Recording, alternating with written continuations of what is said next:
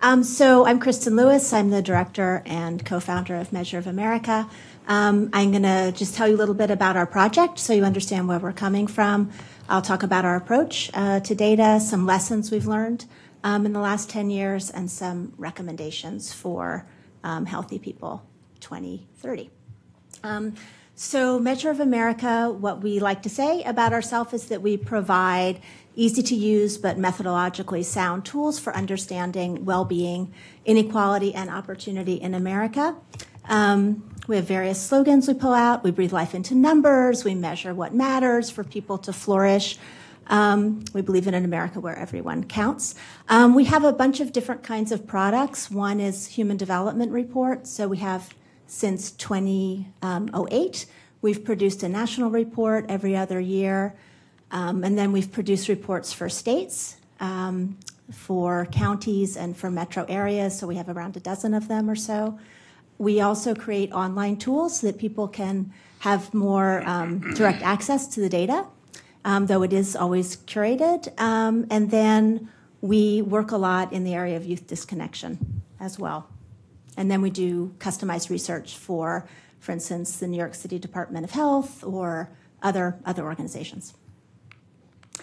So we were founded in 2007. I shouldn't use passive voice. I founded it with my colleague in 2007. We really wanted to bring to the U.S. an idea that we'd found to be incredibly powerful around the world in understanding and measuring human progress, which was the human development approach. So this is used by the UN and by countries around the world. I'll tell you a little bit more about that. We also wanted to bring international development ideas and approaches to American problems.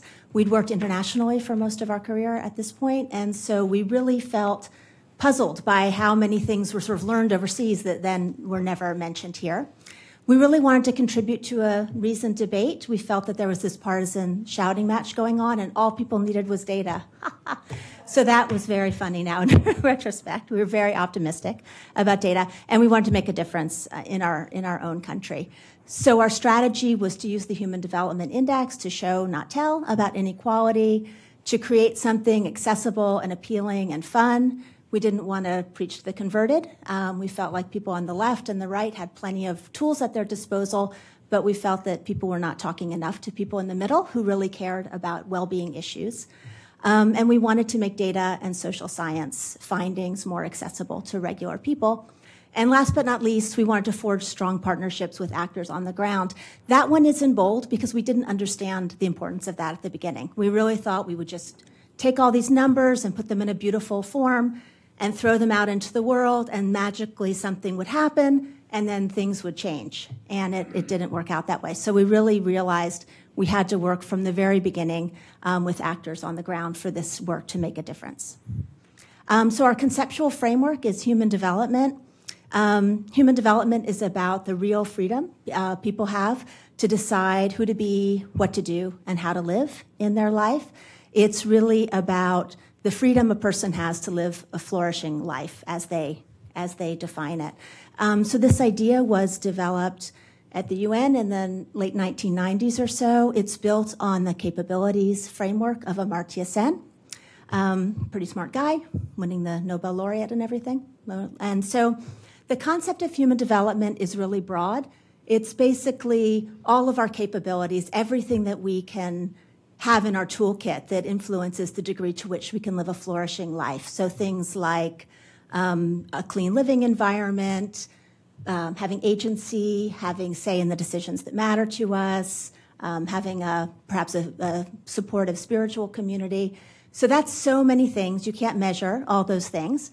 So the Human Development Index of the UN, and we followed this part of the model, just measures 3 areas: a long and healthy life, access to knowledge, and a decent material standard of living. So we kept those 3 areas when we developed our American Human Development Index. For a long and healthy life, we use life expectancy at birth. For access to knowledge, we use educational degree attainment for all adults, 25 and up, and also school enrollment for everyone 3 to 24. So we could get preschool and post-secondary education. And for a decent standard of living, we used median personal earnings. So that's the wages and salaries of all workers ages 16 and up. Those last two indicators come from the American Community Survey, and life expectancy at birth we have been calculating since 2008. More and more people are calculating it now and making that available, so sometimes we use other people's calculation. We take those three areas, we put them on comparable scales, we combine them, we divide by 3, and then you get a Human Development Index score, which ranges from 0 to 10. So the score on its own doesn't mean that much, like the US score is around 5, but where it derives meaning and where it becomes a measure of inequality is when we disaggregate. So we disaggregate by state, congressional district, county, in some counties by census tract, by race and ethnicity, for women and men, for foreign-born and native-born residents of the United States. So that's basically our model. And we would argue that a limited set of indicators really allows for this comparability and granularity. It allows you to compare across time and space. Because we just have these few indicators, and they're available all the way down to the census tract for the most part. So then we can compare what people in one part of a county are, how they're doing, how their well-being is compared to another, but also how it was 5 years ago, how one place compares to another. So this is just, for instance, we just recently did a project in New York. We were able to calculate scores for 188 different neighborhoods in New York City, for 170 Pumas in the larger metro area, by race and ethnicity, for Asian and Latino subgroups, and so on. So that's sort of that's our model.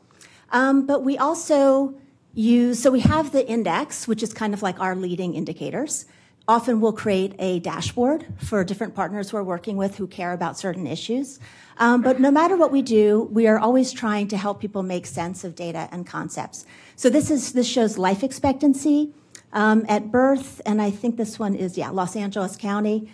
So ordinarily you'd see this in a spreadsheet form, and to you guys who are doctors and scientists, a spreadsheet is a normal thing. Regular people want to cry when they see a spreadsheet. So, we try to put things in formats that people recognize and can make sense of more easily. We also try to help people make sense of concepts like the social determinants of health. So when we were working on Portrait of LA County about 1.5 years ago, I was talking to this community group, and they said, we sort of understand social determinants of health, but is it about the individual or is it about the society? And we were talking a long time. So then we created this model with them to show that it's about the individual, about the community, about the society, that there are positive social determinants of health, there are negative ones. So what we present really comes from an iterative process with people we work with. Again, we try to pull out indicators. This was, again, Portrait of Los Angeles. We saw a community that was very similar in terms of their racial and ethnic background, or makeup rather, in terms of median personal earnings, but that had really different life expectancy. In one place, people were living 90 years. In another, just 79. So we pulled out what factors might make that difference. The poverty rate was different. The youth unemployment rate was different, and so forth. So that's kind of one thing we do. Another thing we do is we provide access to data in a form that people can easily navigate. Most small organizations don't have very much data capacity, but they have a high need from their funders to show what they're doing.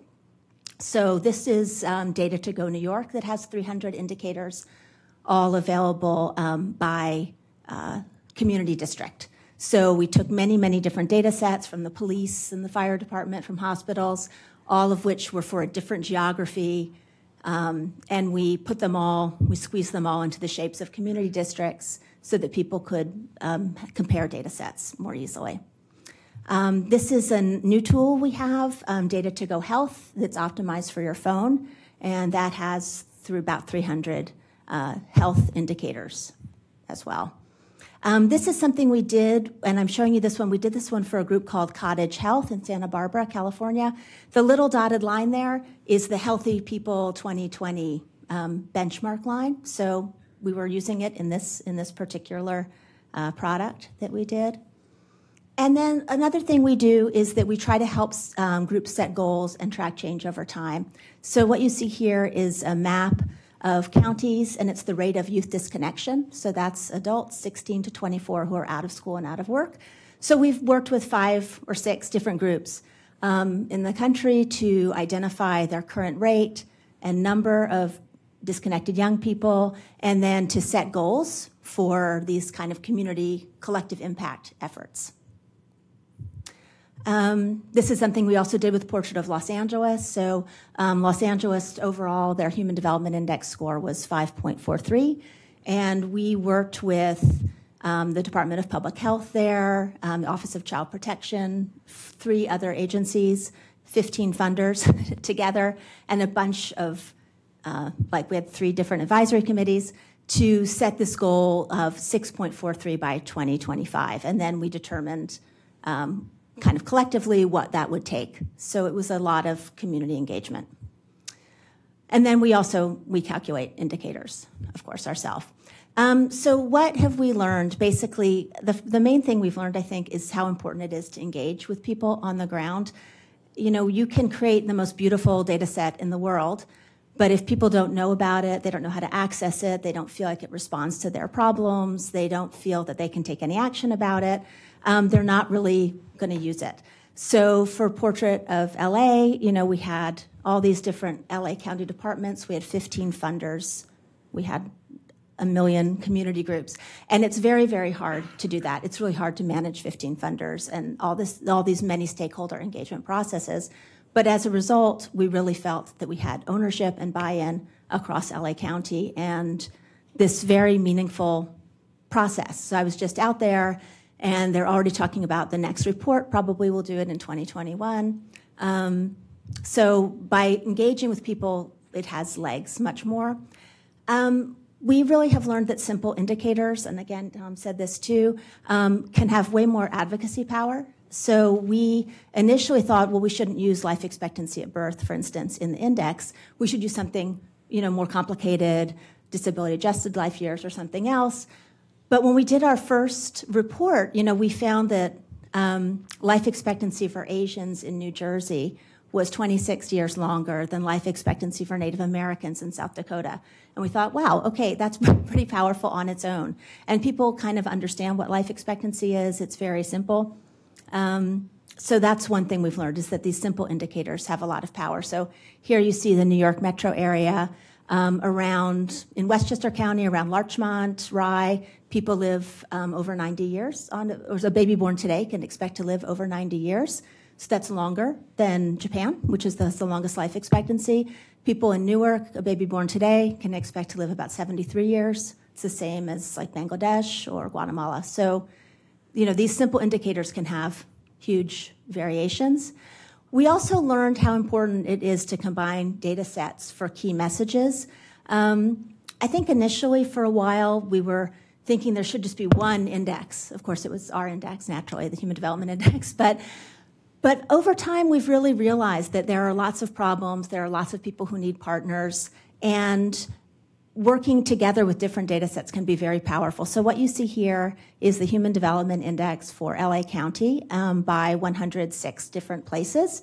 The darker colors are higher levels of human development. The lighter colors are lower levels of human development, so lower scores on our index.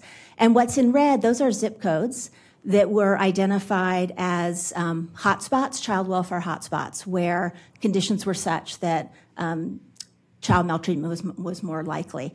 And we see this complete overlap. The one up at the top is very depopulated, so that's a sort of strange one. But if you look in South Los Angeles, you see the lighter colors and the red hotspots are completely overlapped. And that data was really important for the Office of Child Protection in terms of their advocacy. And we've also learned people really, really care about local data. So it's interesting and important that people in Minnesota maybe live 6 years longer or 7 years longer than people in West Virginia. But that's not making people like sit up and take notice and, you know, stomp their fist or anything. But what really matters, so this is Sonoma County, and these two places are like 10 miles apart. In one place, the life expectancy is 71 years. The other, it's 84.7 years. So that really made people in Sonoma really care. And data like that are really impactful. And last but not least, we've really learned it's important to acknowledge the structural causes of health inequity. I don't think you can see this very well. This is a segregation dot map. And basically it shows that people don't live near each other. So talking about things like residential segregation by race, talking about discrimination, gender inequality, all these things are really important, not just to give people and policymakers context, but also communities themselves get very upset if they see data like this. And when you acknowledge the structural causes, I think it's easier and feels more fair to them. These are just one last thing to say. I think it's really important. I don't know if you guys are the people who are deciding this, probably not. But spreading the word about Healthy People 2030 is really important if it's going to make a difference. So you could have small grants competitions where people use it in a cool way, information design competitions. We've done both of these two things. You could have an RFP like the Urban Institute and RWJF has done these local area life expectancy calculations, and they had an RFP, and we got one. So we are creating this model of life expectancy in New York City public housing projects, because some public housing projects are a whole census tract of their own. There are data sprints, the White House Opportunity Project. So that's just what I would suggest to you. So thank you.